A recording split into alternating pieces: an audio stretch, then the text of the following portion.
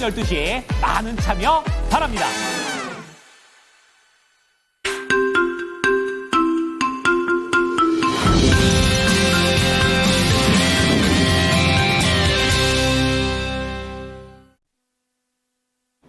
자, 관세라는 키워드로 이번 주에도 일희일비하는 그런 장이 계속 이어지고 있습니다. 오늘도 개장 전에 봐야 될 주요한 포인트들과 이슈 그리고 종목들까지 뽑아보도록 하겠습니다.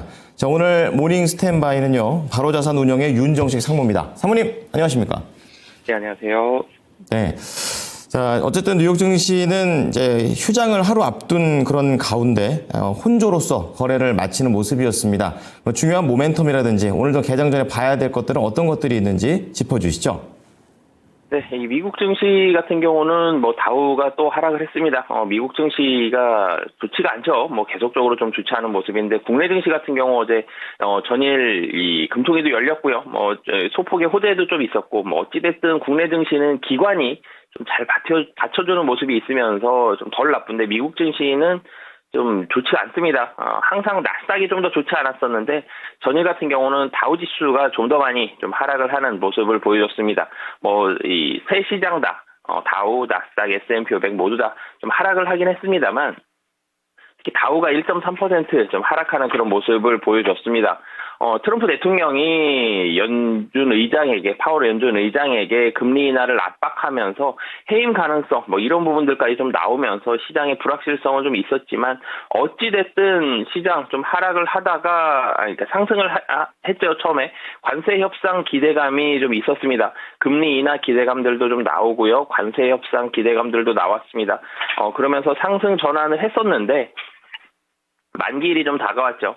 반도체도 여전히 좀 좋지 않은 모습들이 있었고 만기일이 다가오면 매물이 나옵니다. 이 매물들을 좀 받아야 되는데 국내 증시도 매수 금액이 매수하는 주체가 굉장히 좀 적죠. 전체적인 거래 대금이 굉장히 좀 줄어들었는데 미국 증시도 마찬가지입니다. 만기일 매물 정도는 사실 전일 정도의 호재 그리고 최근에 이런 하락 이런 부분들을 본다라면은 좀 받을 수도 있을 정도였다라고 생각이 드는데 어찌됐든 매수하려는 매수세들이 굉장히 좀 적은 그런 모습들이 좀 보여지면서 만기일 매물이 좀 나오면서 또 하락으로 좀 마감을 했습니다. 반도체 관련주 엔비디아 같은 경우는 이 대중국 수출 규제 강화 이런 부분들 젠슨 왕이 중국 방문했는데도 불구하고 쉽사리 좀 가라앉지는 않습니다. 낙폭을 축소했다라는 점이 그래도 긍정적인 포인트고요. 어찌됐든 하락으로 마감을 했습니다. 대부분의 기술주가 좀 혼조세를 보여줬습니다. 제가 며칠 전에 방송할 때는 대부분의 기술주가 하락을 했습니다라는 말씀을 좀 많이 드렸었는데 기술주가 좀 같이 움직였죠. 대체적으로 하락하는 날들이 많았고요. 그리고 상승할 땐 또 같이 상승하는 날수는 훨씬 적었지만 그런 날들이 있었는데 전일 같은 경우는 이 좀 혼조세 기술주들이 애플 같은 경우 좀 올랐죠. 이렇게 혼조세에 대한 모습들을 좀 보여줬습니다. 반도체는 낙폭을 축소를 했고요. 이런 부분들을 전체적으로 좀 종합을 해보면 미국 증시가 굉장히 큰 반등을 조만간 할 것이냐 이 부분은 몰라요. 사실은 당장은 좀 쉽지는 않아 보이지만 그런데 매도가 어느 정도 매도 클라이막스는 진정이 되는 매도에 대한 그런 굉장히 강한 매도세들은 좀 진정이 되는 모습들이 계속적으로 좀 나오고 있죠. 어찌됐든 관세 협상 기대감 나오면서 상승으로 장중에 좀 보여주는 모습들이 있었고 반도체 관련된 종목들도 낙폭을 좀 축소하면서 마감을 하는 모습이 있었고 기술주가 다 같이 그럼 하락했느냐? 그것도 아니죠. 혼조세입니다. 물론 상승하는 종목이 더 많았으면 좋겠습니다만 그런 모습까지는 아니고요.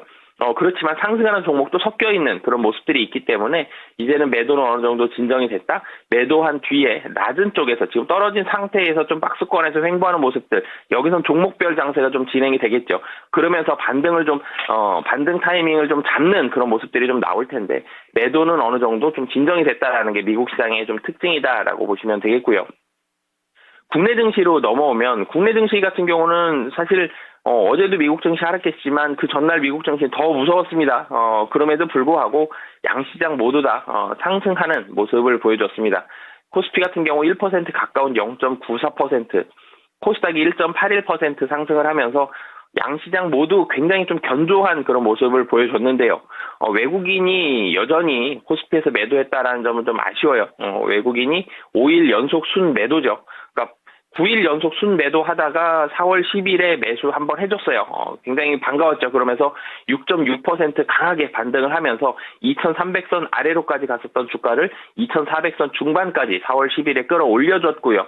그리고 4월 11일부터 오늘 전일까지 5일 동안 또 외국인 계속적으로 좀 연속적으로 좀 매도를 하고 있는데 어제 같은 경우 외국인 매도했지만 국내엔 기관이 있습니다. 굉장히 든든한 기관이죠. 금융투자가 가장 많은 금액을 매수했다는 점은 아쉽지만 연기금이 계속해서 매수세를 보여주고 있고 기관들의 이런 힘으로 미국 증시보다 국내 증시가 좀 더 강하게 상승하는 모습들까지 나왔다는 점은 상당히 좀 긍정적이다라고 보여지고요.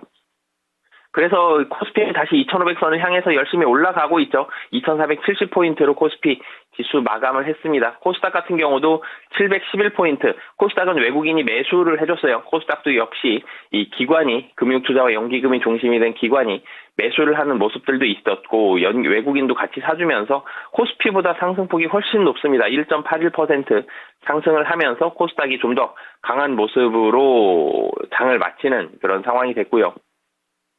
이 섹터별로 좀 살펴보면 코스피에서는 조선주들 좋은 모습들 보여줬습니다. 조선주들 중간중간에 우려감이 있다, 너무 많이 올랐다, 밸류에이션 이런 논란들도 좀 있었지만 최근 들어서 놓고 보면 가장 강하고 가장 안정적으로 올라가는 섹터가 사실 조선주죠. 현대 HD 현대중공업 중심으로 해서 하나오션이라든지 삼성중공업, HD 현대미포 조선까지 4월 초부터 해서 계속적으로 좀 상승 추세에 훨씬 가까운, 물론 이전 고점을 넘어서지 못한 종목들이 더 많습니다만 어찌됐든 상승 추세를 다시 보여주고 있다는 점, 국내 주식시장이 조정을 받더라도 조선주들은 계속 증시보다도 훨씬 강하게 아웃퍼폼하는 모습을 조선주에서 좀 보여주고 있고요. 코스피보다 코스닥이 가장 강한 이유 중에 하나가, 훨씬 더 강했었던 이유 중에 하나가 헬스케어, 바이오 종목과 엔터주들이 강하게 올랐다라는 점인데요. 이 전일 같은 경우 이 코스닥에 있는 이 헬스케어 종목들 대체적으로 강한 모습을 좀 보여줬고요. 코스닥에는 코스피보다는 비중이 더 높죠. 엔터주들이 있습니다. SM도 강하게 올랐고요. SM 필두로 해서 JYP 엔터라든지 이런 엔터주들도 같이 좀 상승하는 그런 모습을 보여줬습니다. 한한령 해제에 대한 부분들, 중국에서 국내 가수가 이제는 공연을 한다라는 점, 이런 부분들이 굉장히 좀 고무적으로 작용을 하면서 엔터주들도 같이 상승하는 그런 모습을 보여줬는데요. 그러면 미국 증시보다 국내 증시가 훨씬 좋으냐라는 부분을 봤을 때 최근 들어서 좀 나은 모습은 보여주고 있어요. 근데 국내 증시가 더 많이 하락을 했었죠. 그런 부분들도 있고, 그리고 좀 주의해야 될 점이 국내 증시 매수세가 기관들을 통해서 들어왔어요. 들어왔는데 제가 미국 증시에서도 말씀드렸죠. 거래 대금이 줄어들었다라는 점. 국내 증시도 마찬가지예요. 코스피 같은 경우 보면 4일 연속 6조 원대 중반의 거래 대금을 보여주고 있습니다.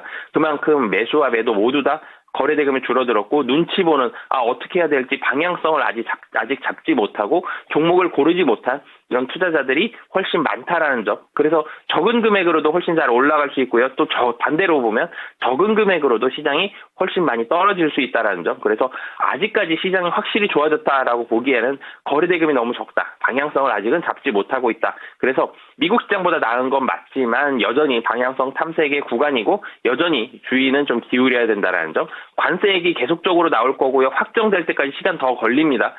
그렇기 때문에 시장 당분간은 실적이 굉장히 좋은 종목들로 좀 압축해서 종목 장세가 좀 펼쳐질 가능성이 높다라고 보시면 되겠습니다.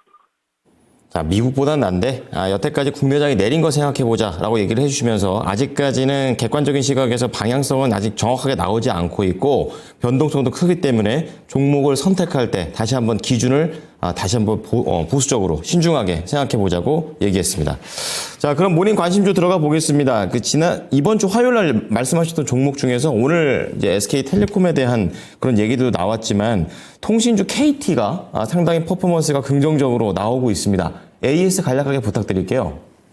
네, 사실 KT에 대한 포인트 두 가지를 말씀을 드렸죠. 뒤로 가면서, 하반기로 가면서, 그리고 25년도 성장을 한다라는 점, 실적이 좋아진다라는 점이 있었고, 시장이 불안할 때에 대한 대안적인 성격도 같이 좀 말씀을 드렸는데, 지금 기관들이 KT를 좀 많이 사고 있어요. 특히 연기금 중심으로 돼서 기관이 매수세가 많이 들어왔는데 대안적인 성격도 분명히 작용을 했습니다. 그렇지만 여기에서 실적 성장에 좀 더 포커스를 맞추고 있다는 점. 그렇기 때문에 실적 성장 이제는 사실은 제가 말씀드리고 나서 뭐 굉장히 많이 오르지도 않았거든요. 상승의 초입이다라는 점. 그래서 계속적으로 좀 관심 갖고 보셔도 좋을 것 같습니다. 네. 자, 관련된 종목에 AS 도와드렸습니다. 자, 그럼 본격적으로 키워드 들어가 보겠는데요. 첫 번째 키워드는 어디에서 찾으셨습니까? 네, 첫 번째 키워드 게임주 좀 말씀을 드리겠고요. 게임주가 전체적으로 섹터 좀 더 관심을 많이 가질 수도 있을 만한 섹터인데도 불구하고 이 굉장한 퍼포먼스, 사실은 좀 전에 보셨던 것처럼 이 통신주와 같은 이런 퍼포먼스, 이 기관들의 뭐 굉장히 큰 매수 자금이 들어오는 건 아니거든요. 그 이유가 좀 이 희비가 좀 엇갈리고 있다라는 그런 모습들이 좀 있기 때문에 게임주 관심을 갖기는 해야 되지만 선별적인 투자가 필요하다. 그래서 어떤 종목들이 좀 더 좋은지, 어떤 종목들은 좀 부진한지 이런 부분들 좀 말씀드리도록 하겠습니다. 전반적인 흐름은 한 달 전부터 조금씩 올라오고 있는 그런 상황인데 아직까지 큰 흐름이 돌아선 것은 아닌 것 같습니다. 세부적으로 어떤 기준으로 골라야 될까요? 네, 우선 국내 게임주들은 모바일 게임 시장이 PC에서 모바일로 새로운 시장이 열렸죠. 그러면서 모바일 시장이 성장을 하면서 게임주에 대한 기대감이 커지고 주가가 많이 올라가는 그런 모습을 몇 년 전에 봤었죠. 그런데 이 모바일 게임 시장이 많이 좀 줄어들고 있다는 점. 25년 1분기 기준으로 놓고 보면 전년 동기 대비해서 약 한 14% 가까운 13.9%가 게임 시장 자체가 좀 감소하고 있습니다. RPG 장르가 좀 위축이 되면서 굉장히 좀 빠른 속도로 RPG 장르가 좀 줄어들고 있고요. 전체적인 모바일 게임 시장도 반등하지 못하고 시장 자체가 좀 축소가 되고 있습니다. 무언가 시장이 굉장히 커지고 있을 때, 예를 들어서 엔터주 같은 경우도 엔터에 대한 시장이 국내에서 굉장히 활발히 되어 있거나 아니면 한류 열풍이 일어서 중국이라든지 동남아라든지 뭐 미국이라든지 이런 쪽에서 굉장히 많이 돌풍이 일어나고 있다. 그럴 때 신인그룹이 대비하면 그 신인그룹이 좀 더 흥행에 성공하기가 쉽죠. 그런데 이 엔터 산업이 전체적으로 위축이 되어 있을 땐 신인그룹이 나오더라도 관심을 못 받고 단기간 내에 사라지는 경우가 그런 연예인들을 좀 많이 보셨을 것 같습니다. 게임주들도 마찬가지거든요.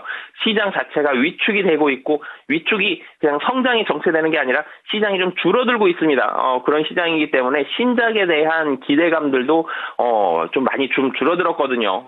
사실 게임주의 상승 모멘텀은 기존 게임은 당연히 어느 정도 이상의 캐시카우를 벌어줘야 되고요. 기존 게임이 계속 똑같은 금액의 영업이익을 낸다라고 그래서 주가가 많이 올라가는 건 아니에요. 근데 신작 모멘텀이 굉장히 기대되는 신작이 있고 그 신작이 나왔을 때 상당히 흥행이 잘 된다. 그러면 주가가 많이 올라가는 건데 시장이 좀 어렵기 때문에 신규 게임들에 대한 흥행이 훨씬 더 어려워진 신작입니다. 그러니까 신규 게임이 이전 같으면 어느 정도 규모의 어느 정도 이 퀄리티가 된다라면은 흥행을 했을 텐데 이제는 확실히 좀 완벽히 좀 갖춰진 게임들만 굉장히 좀 제한적으로 흥행을 할 수 있는 그런 상황이 좀 되어 있다라는 점. 그리고 1분기 같은 경우 보면 크래프톤만이 이 펍지라고 많이 부르죠. 이 배틀그라운드에 대한 매출 성장에 힘입어서 영업이익이 올라갔습니다. 영업이익 큰 폭으로 상승을 하면서 컨센서스도 상향되는 그런 모습들을 보여줬는데 NC소프트 같은 경우는 흑자 전환은 반가운 얘기지만 BEP 정도 수준이고요.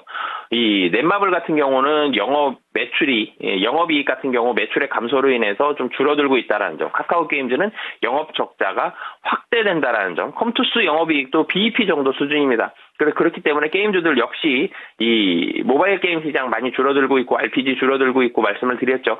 전체적으로 크래프톤을 제외하면은 나머지는 좀 이 영업이익에 대한 부분들은 좀 이 시장 기대치를 좀 못 미치는 눈높이에 좀 못 맞추는 그런 모습들, 전체적으로 좀 부진한 그런 모습들이 좀 보여집니다. 그렇지만 게임주도 분명히 장점이 있어요.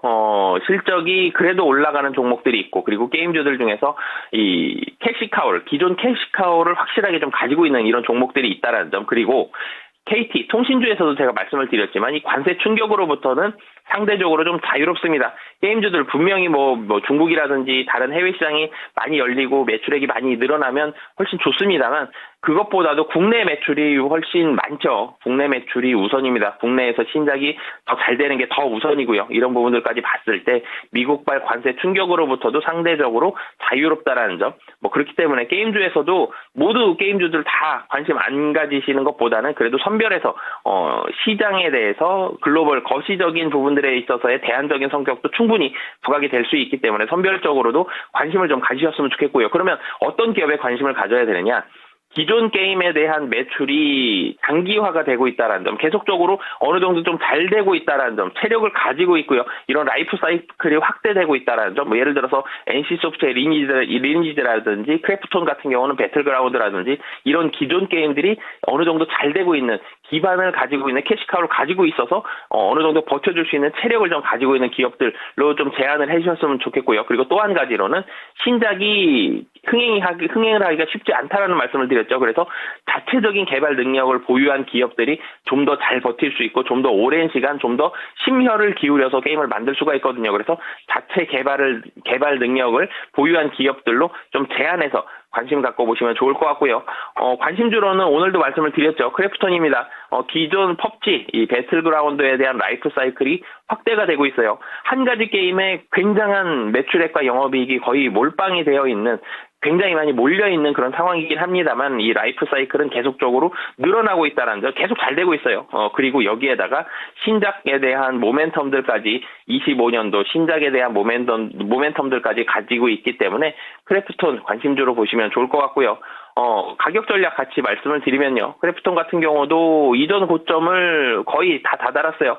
바닥권 대비해서 23년도 말을 대비해서 계속적으로 좀 상승을 하고 있습니다. 실적이 워낙 좀 좋다라는 점, 외국인이 최근 들어서 다시 좀 사기 시작을 했다라는 점, 이런 부분들을 봤을 때 뭐 지금 자리 크게 부담이 있다라기보다는 매물 소화의 시간은 좀 거칠 수 있고요. 목표 주가 45만 원 말씀드리도록 하겠습니다. 네. 자, 결국에는 강자만이 살아남는 업계의 분위기 속에서 정확한 기준을 가지고 접근을 해봐야겠습니다. 크래프톤이었고요. 두 번째 키워드 들어가 보겠습니다. 어떤 건가요? 네, 두 번째 키워드 의료기기 쪽이고요. 특히 보톡스 쪽, 피부 쪽 좀 더 많이 말씀을 드리겠고요. 전체적으로 섹터 자체가 호조세를 보여주고 있다, 올라가고 있다. 그렇기 때문에 관심을 좀 갖자라는 말씀 드리겠습니다. 네, 앞서 말씀해 주셨던 게임 업황과는 조금은 다른 긍정적인 분위기를 보여주고 있습니다. 이런 섹터 내에서는 어떻게 고르는 게 좋을까요? 네, 우선 섹터 자체가 좀 좋아지고 있습니다. 국내 인바운드 피부과 수요가 늘어난다라는, 최근에 이 시간에, 방송 시간에 인바운드 피부과 수요가 많이 늘어나고 있고, 2024년 외국인 피부과 지출 금액이 6천억이다. 한 요 정도까지는 제가 한번 말씀을 드렸던 것 같은데요. 인바운드 피부과 수요가 계속적으로 늘어나면서 시장 자체가 커지고 있습니다. 계속적으로 시장이 성장하고 있다는 점.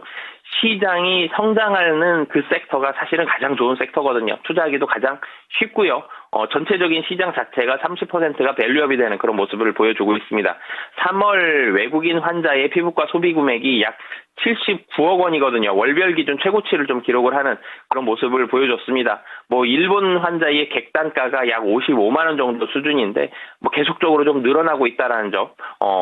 사실 관광객들이 와서 얼굴에 좀 여러 가지 성형을 한 그런 모습들을 좀 많이 보셨을 것 같습니다. 최근 들어서 강남이라든지 삼성역이라든지 이런 쪽 돌아다녀 보면 외국인들이 성형을 한 이후의 모습들을 많이 좀 보셨을 텐데, 이런 피부과 성형에 대한 수요가 계속적으로 좀 늘어나고 있다는 점. 그리고 사실 중국입니다. 중국인 관광객 대상으로 무비자 정책이 3분기에 시작이 됩니다. 엔터주들 어제 굉장히 많이 올라간 게 중국과의 이런 관광이 왔다 갔다 할 수 있는 게, 연예인들도 마찬가지고요. 일반 관광객들도 왔다 갔다 할 수 있는 게 훨씬 수월해졌죠. 3분기에 시작이 되고요.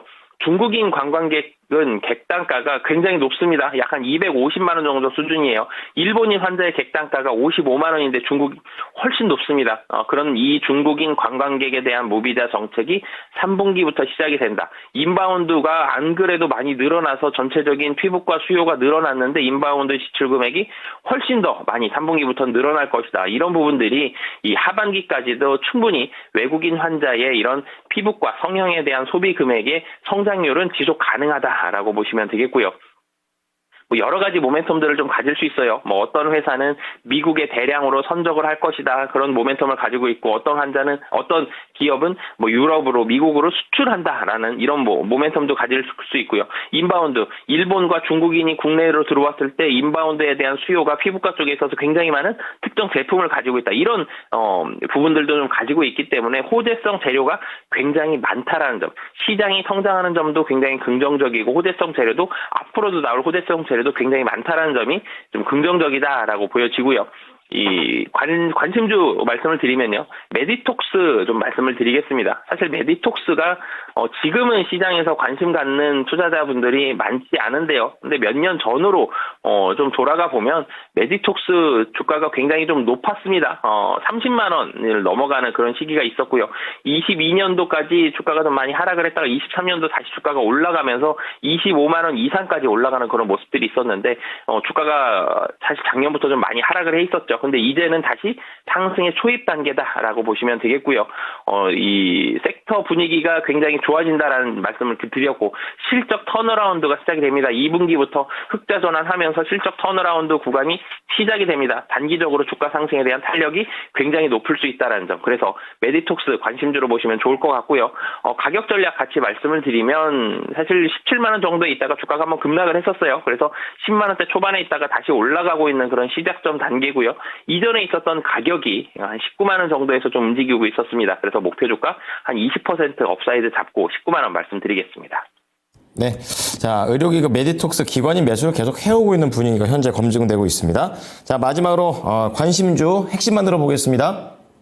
네, 관심주 삼성전기 좀 말씀을 드리겠습니다. 삼성전기 여러 가지 부진의 요인들이 좀 있었습니다.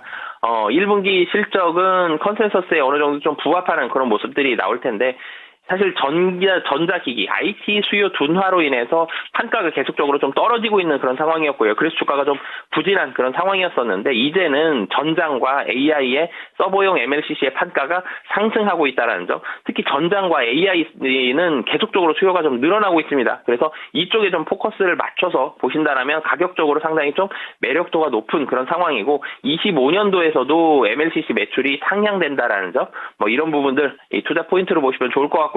가격 전략 말씀을 드리면 이전에 움직였었던 자리가 14만 원입니다. 14만 원 목표가 잡고 대응하시면 좋을 것 같습니다. 네. 자, 세 가지 종목 공개가 됐습니다. 다시 한번 정리를 해드리겠습니다. 첫 번째는 게임인데요. 게임에서는 기준을 명확하게 해서 잡으시자 얘기를 좀 해보면서 크래프톤 말씀해 주셨습니다.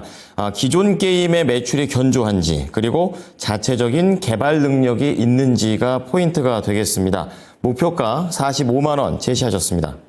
자, 두 번째는 의료기기 쪽에서 보톡스로 갑니다. 메디톡스이고요. 이 섹터에 대한 분위기가 게임과는 다릅니다. 호조되는 그런 내용 속에서 계속해서 강조해 주시는 실적이 턴어라운드가 시작이 됐다라는 관점에서 19만 원의 목표가 제시하셨습니다. 그리고 마지막으로 MLCC 쪽에서 삼성전기가 되겠는데요. 이제는 자동차하고도 많이 연결고리가 많아지고 있죠. 여기에다가 AI와 관련된 부분들, 고부가가치 관련된 상품들이 나오고 있다는 관점입니다. 목표가 14만 원 제시하셨습니다. 네, 상무님 오늘 내용들 잘 참고하겠습니다. 감사합니다. 네, 감사합니다.